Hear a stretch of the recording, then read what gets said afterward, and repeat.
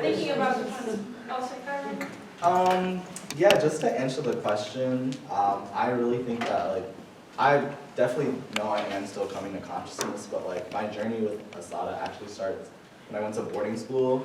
So like from the moment I went to boarding school, I literally stepped on the campus and I was like, I hate white people. Like, and everybody like, and then for 4 years, it was me saying, I hate white people, Black Lives Matter, yada, yada, yada. School tried to kick me out. My grades were terrible because I was like, these classes are stupid, blah, blah, blah, blah. And then when college time came around, I was like, dang, I ain't, like, these grades are trash, I ain't gonna lie. But the only grade I had an A in for 3 years in high school.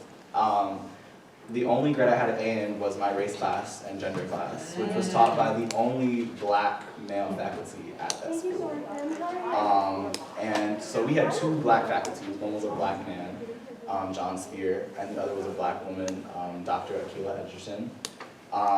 And they were the entire diversity and inclusion office on campus. And they took me in and they were like, Chiron, no, you can't just go around saying you hate white people.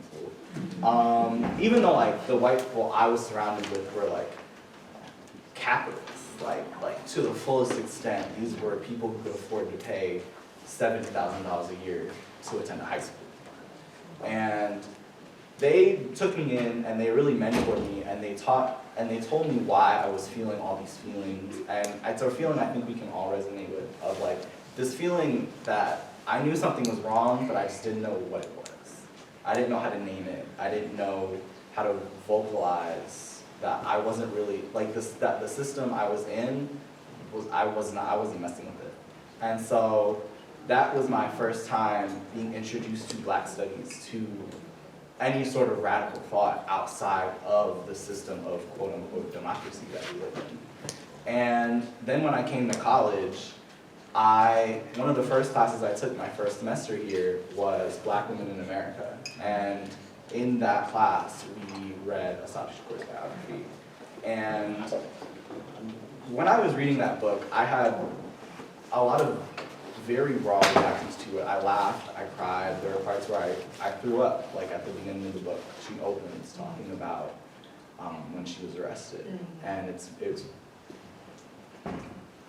there aren't any words for that, that I can vocalize. But being from New Jersey, being 20 minutes from where she was arrested, literally in the same county that I live, like, I felt very close to her, like without it being like a weird parasocial relationship. I was like, wow, like for half of my life I've been driving by where she was arrested, where her life was so completely altered. And her book really brought me into radical spaces. It brought me into KTS, into HU abolitionists, and it really is a center of, when I think about my awakening to political consciousness as a Howard student in this era of social media and surveillance, like her story, it really resonates with me because she was just a girl growing up, and she was a human. And I think that like that's how I feel sometimes. I'm just trying to survive. Like I'm just trying to pay tuition, get a degree. I'm like, I also love my people. Like, how does that work? And I think that she started to really answer those questions for me.